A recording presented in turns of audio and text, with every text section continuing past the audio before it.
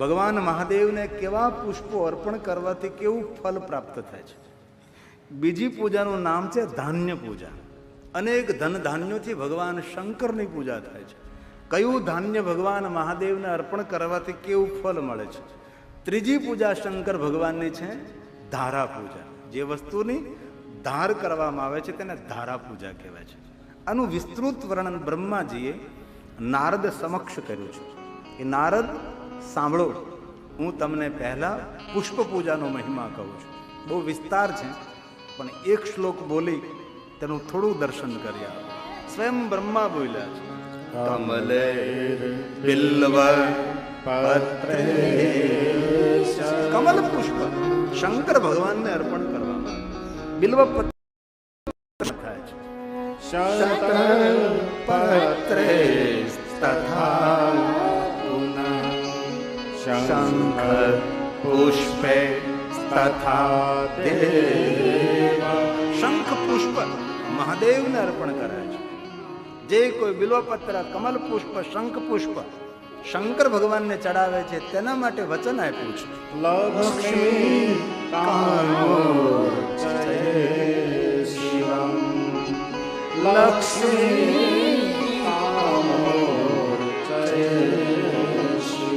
લક્ષ્મી કામના પૂર્તિ થાય છે.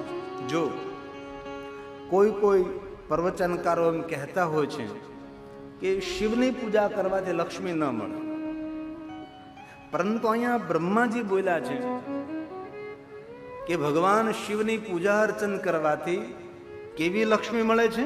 કામનાઓની પૂર્તિ કરનારી લક્ષ્મી મળે છે. દુનિયામાં લક્ષ્મી મળે, પણ કોઈની કામના ઘણીવાર પૂરી ન પણ થઈ શકે છે. લક્ષ્મી કામોર્ચ એ શિવમ. શિવ એટલે કલ્યાણ. ભગવાન શિવની સાધનાથી એવી લક્ષ્મી મળે છે જે પરિવારનું કલ્યાણ કરે છે. સારા વિચારો આપનારી, સારી દિશા દેખાડનારી અને આપના માધ્યમથી સારા કાર્યો કરાવનારી લક્ષ્મી શિવ સાધના, શિવ ઉપાસનાથી પ્રાપ્ત થાય છે.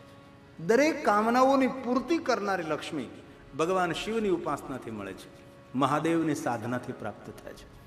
તેથી કોઈ કહે કે મહાદેવની ભક્તિ કરવાથી લક્ષ્મી ન મળે, તો એ બ્રહ્માજી કહે છે કે ભગવાન શિવ કૃપા કરે છે અને લક્ષ્મી સ્વયં મહાદેવના પરમ ભક્ત છે. ભગવાન મહાદેવના ભક્તો પર નિરંતર કૃપા કરનારી વિષ્ણુ પત્ની લક્ષ્મી છે. તો કમલ પુષ્પ, શંખ પુષ્પ, બિલ્વપત્ર, શિવપુરાણમાં વિસ્તૃત વર્ણન છે આ બધા પુષ્પોનું.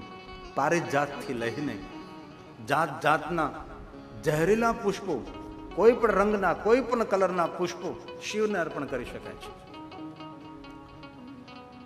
કરેણના પુષ્પો મહાદેવને અર્પણ કરવાથી કને પછી લાલ કરણ હોય, પીળી કરણ હોય, ગુલાબી કરણ હોય, ભગવી કરણ હોય, લાંબા ફૂલવાળી કરણ હોય કે ગોળ ફૂલવાળી કરણ હોય, કર્ણના પુષ્પો શંકર ભગવાનને ચડાવવાથી સંપત્તિને, શાંતિની પ્રાપ્તિ થાય છે. અવસર મળે તો ભગવાન શંકરને કર્ણના પુષ્પોથી શણગારો. ગામડામાં જઈને શિવાલય હોય તો શિવાલયની આજુબાજુમાં કરણો જ વાવેલી હોય ને. લાલ કરણ હોય, પીળી કરણ હોય, લાંબા ફૂલવાળી કરણ હોય, ગોળ ફૂલવાળી કરણ હોય. કરણના પુષ્પો શંકરજીને વહાલા છે. દુનિયાનું એક પણ પુષ્પ ન મળે, ફૂલો ન મળે તો નથી પૂછતો કોઈ આંકડાના પુષ્પને. આંકડાના પુષ્પો શંકર ભગવાનને ચડાવો. આંકડાના પુષ્પોથી શિવ પૂજા કરવાથી શત્રુના ત્રાસમાંથી છુટકારો મળે છે. દુશ્મનો આપણાથી દૂર જાય, દુશ્મનો આપણાથી પરાજિત થાય, દુશ્મન આપણી સાથે દુશ્મનાવટ ન કરી શકે. તો અવસર મળે તો આંકડાના પુષ્પો શિવજીને ચડાવવા. આંકડાના પુષ્પોનો શણગાર કરી શકાય છે. આંકડાના પુષ્પો શંકર ભગવાનને ચડાવી શકાય. આંકડાના પુષ્પો હનુમાનજી મહારાજને ચડાવીએ છીએ આપણે. અનેક પુષ્પોનું વર્ણન કરતા કોઈ એમ કહે છે કે તુલસી પત્ર શિવને ન અર્પણ કરી શકાય, પણ અહીંયા બ્રહ્માજી બોલ્યા છે, સાંભળો. ભક્તિ મુક્તિ ફલમ તસ્ય તુલસ્યા પૂજ્યે. તુલસી પત્ર શંકર ભગવાનને ચડાવવાથી ભક્તિ મુક્તિની પ્રાપ્તિ થાય છે. અર્ક પુષ્પ શંકરને ચડાવો. અર્ક પુષ્પ એટલે સનફ્લાવર, સૂર્યમુખીના ફૂલો ભગવાન શંકરજીને ચડાવો. દરેક કામનાઓની પૂર્તિ થશે. આ દુનિયાનું કોઈ પણ પુષ્પ, કોઈ પણ ફૂલ ભગવાન શંકરજીને ચડાવી શકાય છે. અને શંકરજીને શણગાર હંમેશા ફૂલોનો જ હોય છે. જરૂર કોઈ પિતાંબર શ્વેતાંબર લીલાંબરનો શણગાર કરે, સોના ચાંદી હીરા મોતી, કોઈ મુગુટ ચડાવે, જરૂર શોભા લાગે છે, પણ મન સ્વીકારે નહીં. શિવજીને પુષ્પોનો શણગાર હોય જ હંમેશા મન સ્વીકારે છે. સારું લાગે પણ મન ન સ્વીકારે. શંકરને લિંગ ઉપર મુગુટ પહેરેલો હોય તો બહુ શોભે નહીં. ફૂલોનો શણગાર જે શંકરને શોભે છે. અને જે ભગવાન મહાદેવને પુષ્પોથી શણગારે છે, ભગવાન શંકરજી તેના પરિવારને સદગુણથી શણગારે છે. એ છે શંકરની પુષ્પ પૂજા. ભગવાન મહાદેવને વિવિધ પ્રકારના પુષ્પો અર્પણ કરવામાં આવે. જુહીથી લઈને દરેક પુષ્પો, ઝેરીલા પુષ્પો શિવને ચડાવી શકાય છે. કોઈ માનવ ચંદન પોતાના જાતથી ઘસીને ભગવાન મહાદેવને ચંદનનો લેપ કરે. જે શ્વેત ચંદન હોય કે રક્તવર્ણ ચંદન હોય, કેસરયુક્ત ચંદન હોય, કોઈ પણ ચંદન ભગવાન શંકરજીને ચંદનનો લેપ કરવામાં આવે છે. સુખડને ઘસવી પડે ઓરસા ઉપર. આજકાલ લોકો તૈયાર બધું જ ચડાવી રહ્યા ભગવાનને. એ કેમિકલ છે, ચંદન નથી. ઓરિસા ઉપર તખ્તા ઉપર સુખડનું લાકડું તાકાત લગાવીને ઘસવું પડે છે, ચંદન ઉતારવું પડે છે. એમાં કેસરને 2 પાંખડી ભેરવો એટલે આવો કલર થઈ જાય છે. અને જેને બહુ ક્રોધ આવતો હોય તેને રોજ મારા જેમ આવું ત્રિપુંડ કરવું, મન શાંત રહે છે. ચંદન શીતળતા આપે, ચંદન શાંતિ આપે. શંકરજીને જે રોજ ચંદનનો લેપ કરે છે, પોતાના હાથથી ઘસીને ચંદનનો લેપ ભગવાન મહાદેવને કરે છે, એને ઇન્દ્ર પણ પરાજિત ન કરી શકે એવું સામર્થ્ય તેનામાં આવે છે. તેથી ભગવાન મહાદેવને ચંદનનો લેપ કરો, અથવા પૂજારી ભગવાન શિવની પૂજા કરતા હોય તો એમને ચંદન ઘસીને આપો, એટલે પૂજારીને એક કામ ઓછું, જેથી કરીને સારી રીતે ભગવાન શિવજીની પૂજા કરી શકે. પુષ્પો લઈ આવીને પૂજારીને આપો, જેથી કરીને પુષ્પો શંકર ભગવાનને ચડાવી શકે. અમારા ગામડાના ખેડૂતો પોતાની વાડીમાં કરણ હોય, પોતાની વાડીમાં ફૂલઝાડ હોય તો ત્યાંથી ફૂલો લેતા આવે અને ગામના શિવાલીના પૂજારીને કહે, લ્યો બાપુજી આ ચડાવજો ભગવાન શંકરને. ચંદન ઘસી આપે, પૂજાની સામગ્રી તૈયાર કરી આપે છે.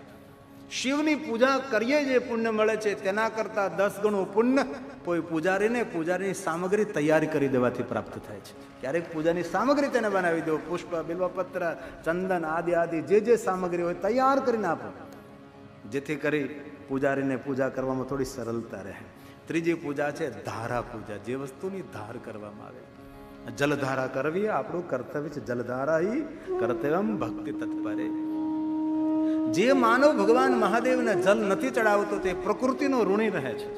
આ પ્રકૃતિના ઋણમાંથી મુક્તિ લેવા માટે ભગવાન મહાદેવને રોજ જલાભિષેક કરવો જોઈએ. અનેક એવા મહાદેવના ભક્તોના દર્શન કર્યા છે કે જ્યાં સુધી ભગવાન શંકરજીને જલ ન ચડાવે ત્યાં સુધી મુખમાં જલ ન મૂકે. આવા મહાદેવના પરમ ભક્તો છે. જ્યાં સુધી શિવનું દર્શન ન થાય મુખમાં અન્નનો કણ ન જાય. આવા અસંખ્ય ભગવાન મહાદેવના ભક્તો છે. અને ક્યારે ભગવાન શિવજીનું દર્શન કરવા આપ શિવાલય ન જઈ શકો, પરંતુ કોઈ પરમ શિવ ભક્ત હોય એમનું દર્શન કરીએ ને તો મહાદેવના દર્શન કરવાનું જ ફલ પ્રાપ્ત થાય. એ શિવ ભક્તોનો મહિમા છે. ભગવાન શંકરની પૂજા આપ શિવ નામ બોલીને કરી શકો છો, પંચાક્ષર મંત્ર બોલીને કરી શકો છો, પુરુષ સૂક્ત બોલીને કરી શકો છો, રુદ્રી પાઠ બોલીને કરી શકો છો, મહામૃત્યુંજય મંત્ર બોલીને ભગવાન શિવની પૂજા કરી શકાય. મૌન બનીને પણ ભગવાન શિવની પૂજા કરી શકાય છે. વિવિધ પ્રકારે ભગવાન મહાદેવની પૂજાનો અનેરો મહિમા છે. ધૃત ધારા હિ શિવ કાર્ય, ઘીની ધારાથી અભિષેક કરવો તો આપણા મનમાં જે કાર્યો વિચાર્યા હોય કાર્યો બધા સફળ થાય છે. કેવલમ દુગ્ધ ધારા, દૂધ ધારાથી ભગવાન શંકરને અભિષેક કરો. શર્કરા મિશ્રિત દૂધમાં સાકર ભેળવી શિવજીને અભિષેક કરવામાં આવે. જડ બુદ્ધિ વાળો માણસ બૃહસ્પતિ જેવી બુદ્ધિને પ્રાપ્ત કરી શકે છે. સુગંધિત દ્રવ્યોની ધારા છે, દૂધની ધારા, પંચામૃતની ધારા, જે વસ્તુની ધાર કરવામાં આવે તેને ધારા પૂજા કહેવાય છે. અભિષેક જેને કહીએ છીએ. કેટલી સુંદર પરંપરા ઋષિ મુનિઓની છે. મહાદેવને જ્યારે અભિષેક કરીએ ત્યારે મુખથી મંત્રો બોલાય, વાણી ભગવાન સાથે જોડાય, તનથી પાત્ર પકડે, તન ભગવાન સાથે જોડાય. ધારા તૂટે નહીં તેથી મન રાખવું પડે તો મન પણ જોડાય છે. મન, તન અને વાણીનો સમન્વય સાથે એ શંકરજીનો અભિષેક થાય છે. ધારા તૂટે નહીં તેથી મન રાખવું પડે છે. પાત્ર હાથથી પકડે, તન જોડાય છે, વાણીથી મંત્રો બોલાય છે અને મનથી ધારા સામે ધ્યાન રખાય છે. એ શિવજીનો અભિષેક છે. અસંખ્ય ધારાઓનો, ફલોનો રસ, શેરડીનો રસ, આટલી ધારાનો વિસ્તાર કર્યો છે. પણ આ દરેક ધારા ન કરી શકી, ન સુગંધિત દ્રવ્યોની ધારા, ફલોના રસની ધારા, ન દૂધ ધારા, ન ઘીની ધારા, ન પંચામૃતની ધારા, ન શહેદ મધની ધારા. દરેક ધારાના અભિષેકનું ફલ એક ધારા કરવાથી મળે છે.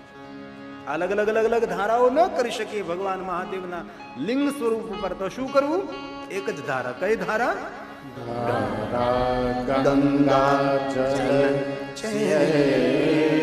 ભગવાન મહાદેવને ગંગા જલ ચડાવો. એમાં દરેક ધારાઓનું પુણ્ય સમાયેલું છે. એમાં દૂધ, દહીં, પંચામૃત, મધ, ફલોના રસ, સુગંધિત દ્રવ્ય, આ બધી ધારાઓ શિવજીને ગંગા જલ ચડાવવાથી પ્રાપ્ત થાય છે. બધી ધારાઓનું ફલ, સર્વ ધારાઓનું ફલ. ધારા ગંગા જલ તો ભક્તિને મુક્તિ આપે છે. મુક્તિ ભુક્તિ ફલ. પરંતુ જ્યારે ભગવાન મહાદેવને ગંગા જલથી અભિષેક કરો છો ત્યારે મૃત્યુંજય મંત્ર બોલો એવું વિધાન શિવ પુરાણમાં છે. રામચરિત માનસ તુલસીએ પણ આ વાત કરી છે. ભગવાન મહાદેવને ગંગા જલની ધારા બહુ પ્રિય છે. જો શિવ ગંગા જલ ચડાવા સાયુજ મુક્તિ ઓ નર પાવા. જો શિવ ગંગા જલ ચડાવા સાયુજ મુક્તિ ઓ નર પાવા. હર હર ગંગે હર હર ગંગે હર હર ગંગે હર હર ગંગે. ભગવાન મહાદેવની દરેક પૂજાનું ફલ કર્તવ્યામ બ્રાહ્મણાનામ જમ ભોજમ વે રુદ્ર સંખ્યા. 11 બ્રાહ્મણોને ભોજન કરાવ્યા બાદ આ બધી જ પૂજાઓનું ફલ મળે. શિવ પૂજા કરીએ અને જો બ્રહ્મ ભોજન ન કરાવીએ તો કોઈ પૂજાનું ફલ મળતું નથી. રુદ્ર સંખ્યા, રુદ્ર સંખ્યા એટલે 11 બ્રાહ્મણોને ભોજન કરાવો.